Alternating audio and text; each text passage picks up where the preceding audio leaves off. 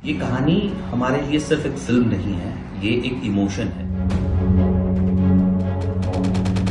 एक बार फिर बड़े पर्दे पर लौट रही है विवादों की आंधी। नाम है द केरल स्टोरी का sequel, the Kerala story 2 goes beyond. ये पहली फिल्म है जिसने बॉक्स ऑफिस पर कमाई के रिकॉर्ड तोड़े और वहीं राजनीतिक गलियारों में भी हंगामा मचाया। पहले पार्ट में केरल में कथित धर्मांतरण और आतंकी संगठन से जुड़ी कहानी दिखाई गई थी।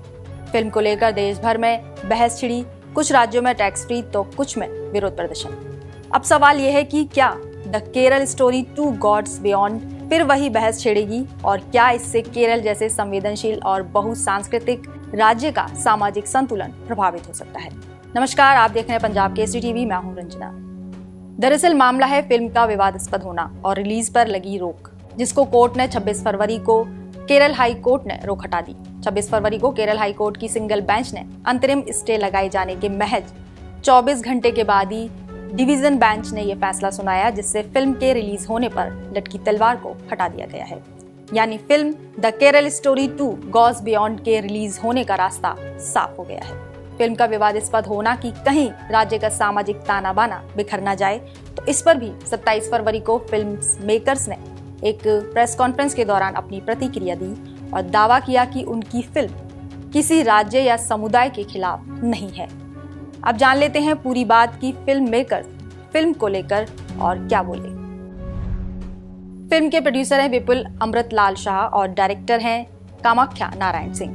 वे और उनकी टीम केरल के लोगों के खिलाफ नहीं है। हमने केरल या उसके लोगों को नेगेटिव लाइट में नहीं दिखाया है। फिल्म केवल समाज के अपराधियों को दिखाती है। केरल हाई कोर्ट ने स्टे हटा दिया है।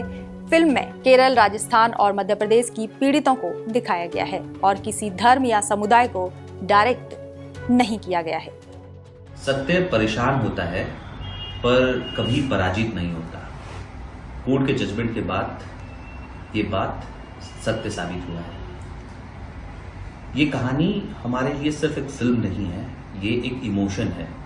ये हमारी रिस्पॉन्सिबिलिटी है कि देश के सारे लोग इस बात को जाने कि किस तरीके से कॉन्स्पिरेसी करके हमारी बेटियों को लव जिहाद में फंसाया जा रहा है, उनको विक्टिम बनाया जा रहा है।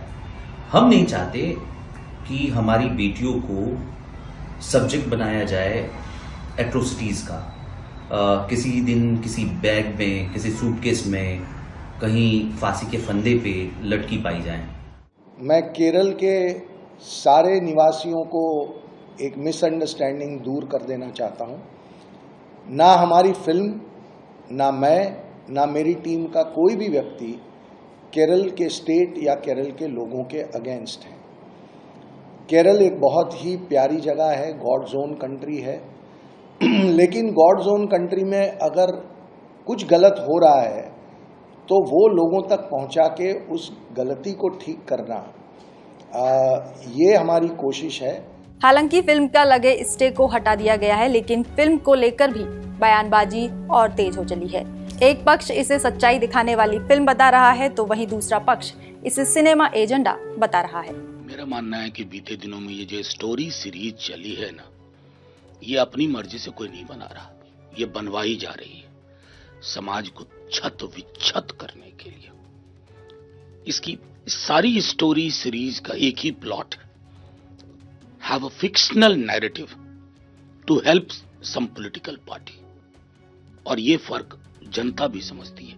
ऐसी कोई फिल्म देखी ही नहीं गई, क्योंकि बनाने वालों का भी पैसा नहीं लगा, पैसे कहीं और से आ रहे हैं। बधाई देता हूँ फिल्म के डायरेक्टर, प्रोड्यूसर और कलाकारों को कि कई सारे तमाम कानूनी और ग्राउंड के झंझावातों को झेलते हुए अब सच्चाई पर्दे पर आएगी। मुझे समझ में नहीं आता कि आखिरकार वो लोग क्यों परेशान हो जाते हैं जब सच्चाई उनकी सामने आ जाती है। कौन नहीं जानता कि दुनिया के अंदर लव जिहाद जो है एक विभीषिका बन चुका है।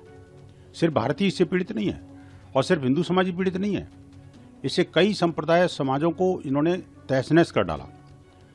नारियों को तो जैसे इस्लाम के अंदर भोग्या कहा जाता है, खेती तक का शब्द प्रयोग किया, और अब लव जिहाद के माध्यम से धर्मांतरण के इतने कठिन और मतलब घातक अड्डे चल रहे हैं, इस बात को आप कैसे नकार सकते हो भाई?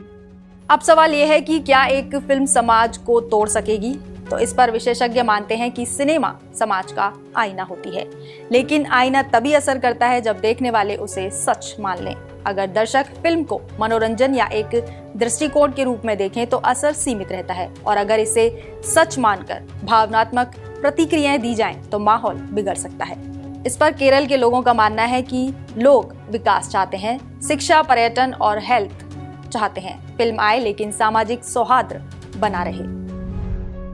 फिल्म की कहानी है 3 लड़कियों की। यूपीएससी की तैयारी कर रही है केरल की सुरेखा।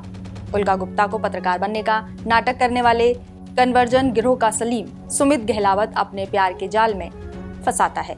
मध्य प्रदेश की नेहा ऐश्वर्या ओझा जैवलिन के खेल में नेशनल खेलने की तैयारी में है। उसे फैजान अर्जन सिंह औजला अपना झूठा नाम राजू बताकर प्यार का झांसा देता है। वहीं राजस्थान की 16 साल की डांसिंग इन्फ्लुएंसर दिव्या अदिति भाटिया को फॉलोअर्स बढ़ाने का लालच देकर राशिद युक्ताम खौसला निकाह कर लेता है। तीनों का ही धर्मांतरण कर उन्हें इस्लाम अपनाने के लिए कहा जाता है। नेहा नफीसा बन जाती है दिव्या आलिया और सुरेखा बन जाती है सलमा।